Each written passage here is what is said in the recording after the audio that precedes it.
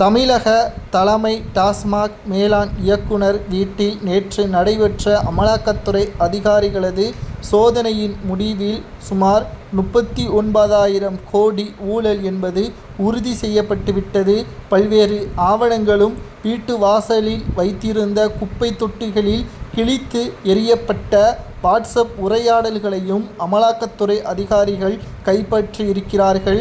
நேற்று சென்னையில் உள்ள அமலாக்கத்துறை அலுவலகத்தில் தமிழக தலைமை டாஸ்மாக் மேலாண் இயக்குனரிடம் விசாரணையின் முடிவில் வாக்குமூலத்தை நீதிமன்றத்தில் சமர்ப்பித்திருக்கிறார்கள். அதில் முதன்மை குற்றவாளி செந்தில் பாலாஜி என்பது உறுதியாகிவிட்டது. அவர் அமைச்சராக பதவியேற்ற பொழுது சட்டத்திற்கு மீறியும் மத்திய அரசிற்கு செலுத்த வேண்டிய வரியையும் முறையாக செலுத்தவில்லை. இதனால் இந்தியாவின் வளர்ச்சிக்கே பாதிப்பை உண்டாக்கும் வகையில் தேச துரோக செயலில் ஈடுபட்டதாகவே இதை கருதலாம். அதிமுகவின் ஆட்சியில் ஊழல் செய்ததன் காரணமாகத்தான் அவரை அங்கிருந்து விலக்கினார்கள். திமுகவினர்கள் யாருடன் இணைந்தால் ஊழல் செய்ய முடியும் என்பதை செந்தில் பாலாஜிக்கு நன்றாக தெரிந்திருக்கிறது.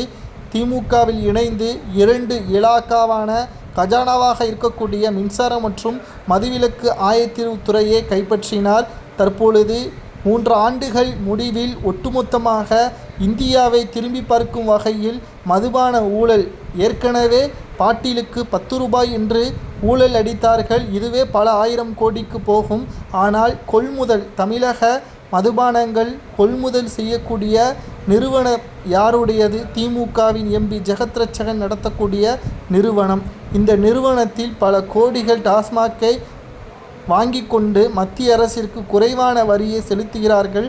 கள்ளப்பாட்டிலாக மதுபானங்கள் விற்கப்பட்டிருப்பதும் தெரிய வந்துள்ளது.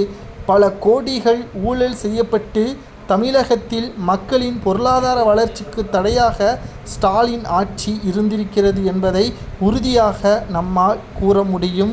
தமிழகத்தில் அடுத்து 9 மாதங்களில் வருகின்ற தேர்தலில் திமுக கூட்டணி வெற்றி அடையக்கூடாது என்று எதிர்க்கட்சியினர்கள் போராட்டத்தையும் பிரச்சாரத்தையும் நடத்தி வருகிறார்கள். தமிழக மக்கள் திமுக கொடுக்கின்ற பணத்தை பெற்றுக்கொண்டு திமுகவிற்குத்தான் ஓட்டுக்களை செலுத்துவோம் என்று ஒரு குறிப்பிட்ட நபர்களும் குறிப்பிட்ட மக்களும் ஆதரவுகளை தெரிவித்து வருகிறார்கள்.